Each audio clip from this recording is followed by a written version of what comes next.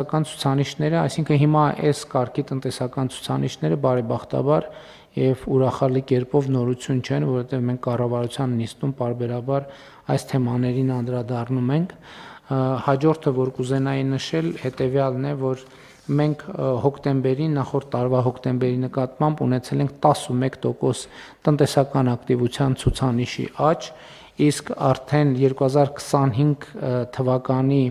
առաջին 10 ամիսները նախորդ տարվա հունվար-հոկտեմբերի համեմատ տնտեսական ակտիվության ցուցանիշը կազմել է 8.1%։ Սա նույնպես կարծում եմ շատ կարևոր եւ շատ պոզիտիվ ցուցանիշ է, նաեւ ընդգծեմ, որ սա տնտեսական ակտիվության ցուցանիշն է եւ տնտեսական աճի հաշվարկը չէ, բայց նաեւ պիտի արձանագրեմ, որ եթե ես ճիշտ եմ հիշում թվերը, 9 ամիսներով մենք արդեն ունենք 6% արձանագրված տնտեսական աճ։ Ես կարծում եմ, որ սրանք իսկապես շատ լավ ցուցանիշներ են եւ պետք է արձանագրել, որ արդեն ոչ առաջին տարին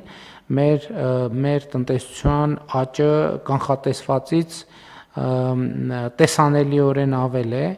եւ նաեւ կարծում եմ սրա պատճառն այն է, որ մենք անդադ մեր քաղաքականություններում բացի ենթակառուցվածքներից ընդգծում ենք մարդու ստեղծարար աշխատանքի կարևորությունը եւ այդ ստեղծարար աշխատանքի արդյունավետությունը բարձրացնելու առումով կրթության կարևորությունը եւ կարծում եմ, որ այս ուղերձները ընկալվում են եւ այդ ուղերձները իրագործվում են ամենօրյա կյանքում։ Ես ուզում եմ եւս մեկ անգամ գնահատանքի եւ շնորհակալության խոսքեր ասել Հայաստանում աշխատող, արդյունք ստեղծող եւ օրենքով նախատեսված հարկերը վճարող քաղաքացիներին, նաեւ ուզում եմ ընդգծել, որ վերջին ամիսներին ես տնտեսվարողներից նամակներ եմ ստանում այն մասին, որ հարկային մարմինները, այսպես ասած, չափից ավելի խստապահանջ են եւ նաեւ քննչական մարմիններ չափից ավելի խստապահանջ։ Գիտեք, եւ ես ընդհանրապես մեր գործընկերների հետ զրույցում այսպիսի սկզբունք ենք մենք որդեգրել։ Մեր սկզբունքը հետեւյալն է, որ Հայաստանի Հանրապետությունում բառացի ինչ որ ասում եմ, սա ես մեջբերում եմ մեր աշխատանքային քննարկումներից առանց մի բառ ավելացնելու կամ պակասացնելու, որ Հայաստանի Հանրապետությունում չպետք է լինի որևէ տնտեսվարող, որը ունենա օբյեկտիվ հիմք ասելու, որ կառավարությունը հարկային գործունեության ֆիսկալ պրոցեսների արդյունքում իրենից վերցրել է թեկուզ մի լումա ավել հարկ կամ տուրք։ Եվ բայց մյուս կողմից կառավարության դիրքորոշումն էլ այն է, որ չպիտի լինի տնտեսվարող, որ վճարի օրենքով նախատեսվածից մի լումա պակաս հարկ եւ տուրք։ Ես կարծում եմ, որ սա շատ կարևոր եւ սկզբունքային եւ օրինական եւ արդար մոտեցում է, բայց այնուամենայնիվ, քանի որ մեր տնտեսվարողները այդ թեմաները բարձրացնում են, մենք շաբաթ օրը ունենք աշխատաժողովը մեր երկրորդ տնտեսական ոլորտի ներկայացուցիչների հետ եւ մենք այդ հարցը կքննարկենք։ Իհարկե, ես նախորդ շրջանում այդ նամակներից առնվազն մի քանիսը մակագրել եմ փոխվարչապետ Տիգրան Խաչատրյանին, խնդրելով, որ քննարկումներ ունենան, ի վերջո հասկանանք, թե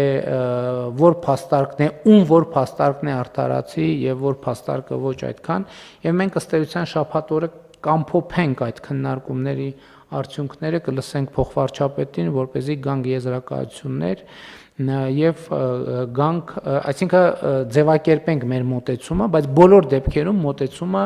արդեն իսկ ձևակերպված է ոչ մի լումա ավել եւ ոչ մի լումա պակաս։ Այս սկզբունքով մենք պետք է աշխատենք, մանավանդ որ ելի եմ ուզում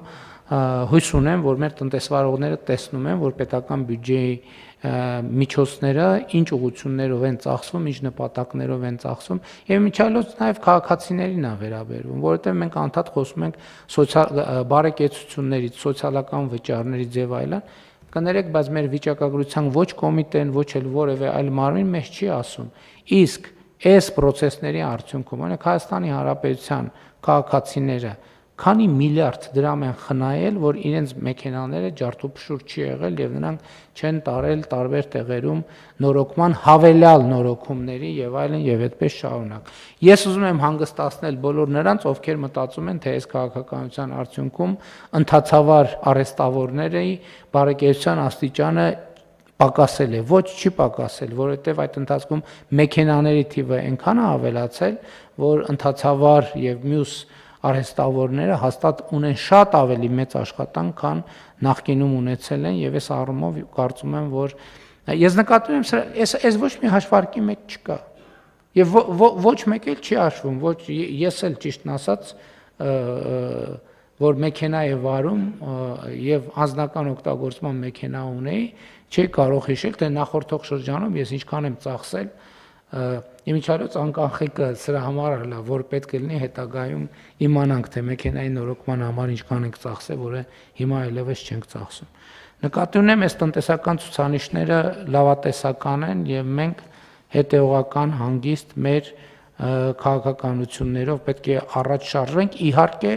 նաև այդ ընթացքում լսելով քննադատությունները, տեսնելով մեր թերությունները, ուղղելով մեր թերությունները եւ այդպես շարունակ։ Պարոն Պապայան, տնտեսական իրավիճակի հետ կապված ունեք մեկնաբանություն։